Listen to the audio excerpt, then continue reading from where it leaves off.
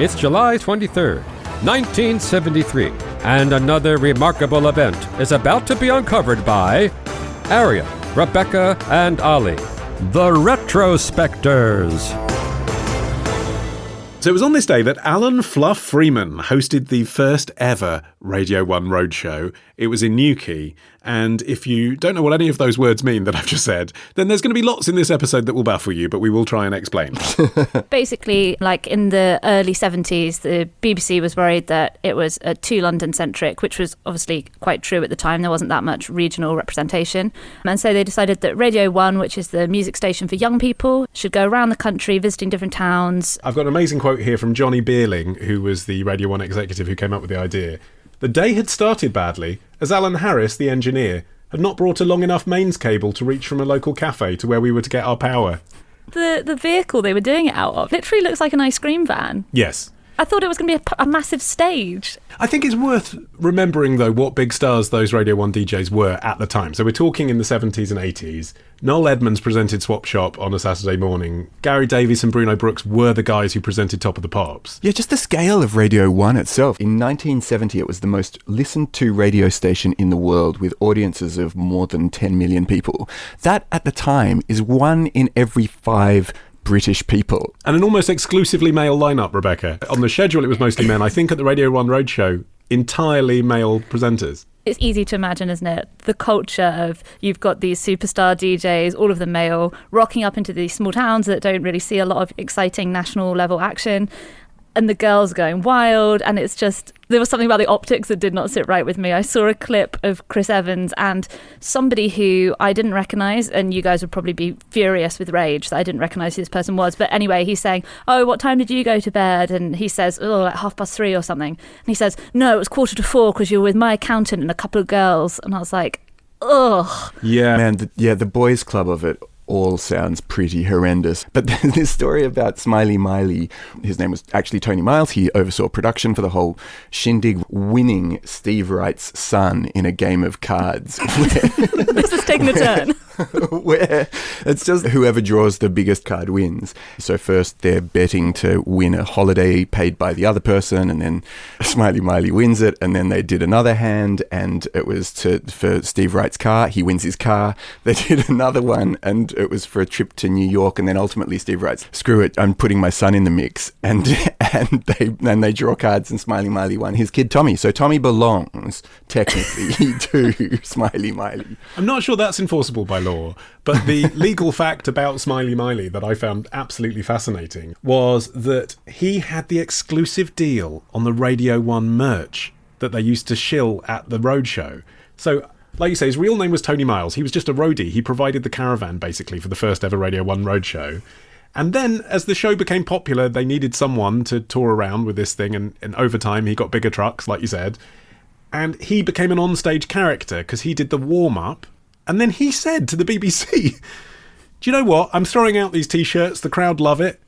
Would it be okay if I knock some off the back of my van and sell them as well? And they basically said, sure. I don't know what the terms of that deal was, but what's extraordinary is he still owns the rights to the Radio 1 Roadshow merch and is still selling it on eBay.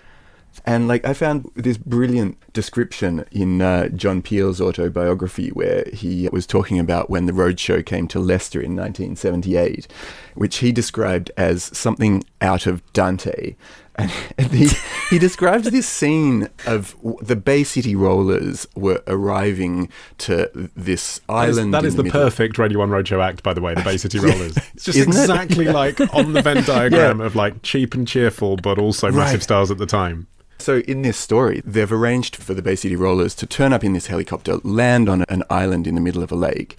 And as they do so, like just hundreds of teenage girls throw themselves into the water and have to be rescued by the on-hand frogmen who were standing by to police a race that was going on the same lake that they were doing simultaneously. And so in John Peel's story, he picks up saying, so hurtling back and forth on the pellucid waters of the lake was a speedboat, and in the speedboat was Tony Blackburn waving to the crowd.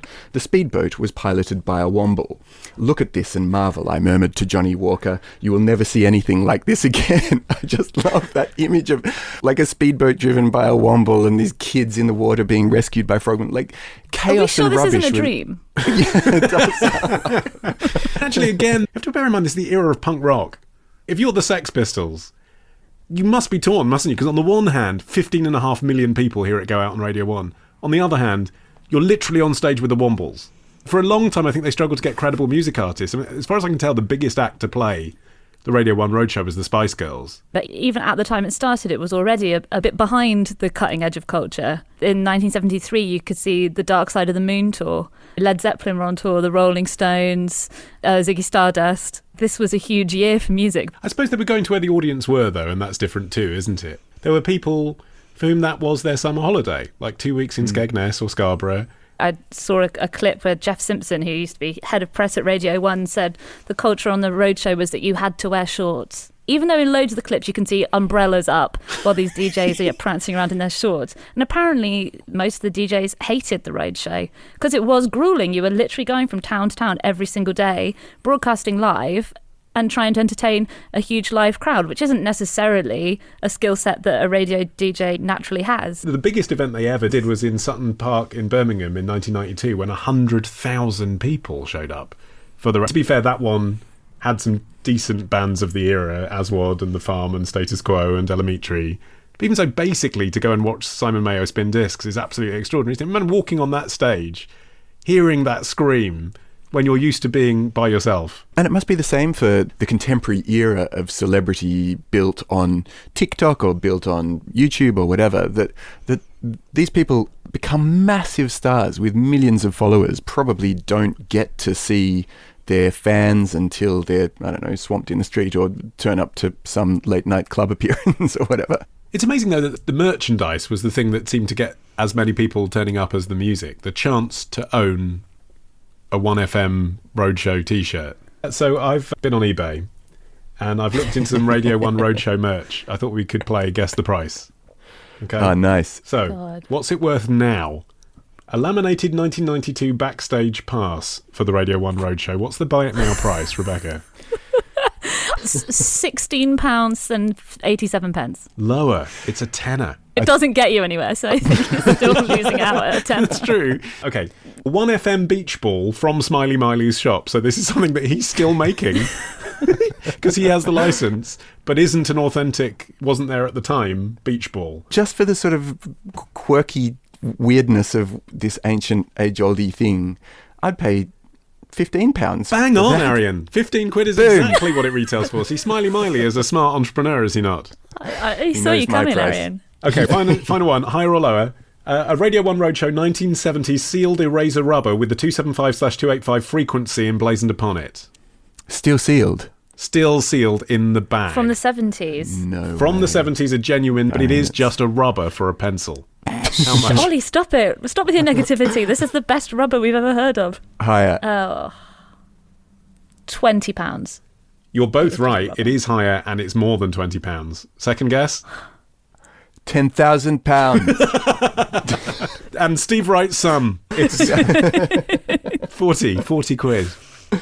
40 quid. For a rubber, yeah. It's not just Smiley Miley who keeps making bank out of this. It's the regional newspapers as well. Don't know if you came across this in any of your Googlings, but if you Google Radio 1 Roadshow, probably 99 of the top 100 articles are just Grimsby Telegraph, remembering when the Roadshow came to Grimsby in 1994.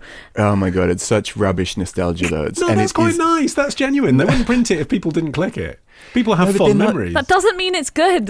No, it really doesn't mean it's good. And also the stories that they're telling aren't the fun ones, like when Paul Burnett almost died after he swallowed a wasp during a recording in 1978. They're telling the stories of like when their nan dropped them off at the car park and the puddles were too big and they had to hop across, and then their shorts got drenched and they ended up not getting a photo with a womble. You know? Tomorrow. He became hailed as this kind of proto-Indiana Jones. Ditch the ads and get a Sunday episode when you join Club Retrospectors. Patreon.com/Retrospectors.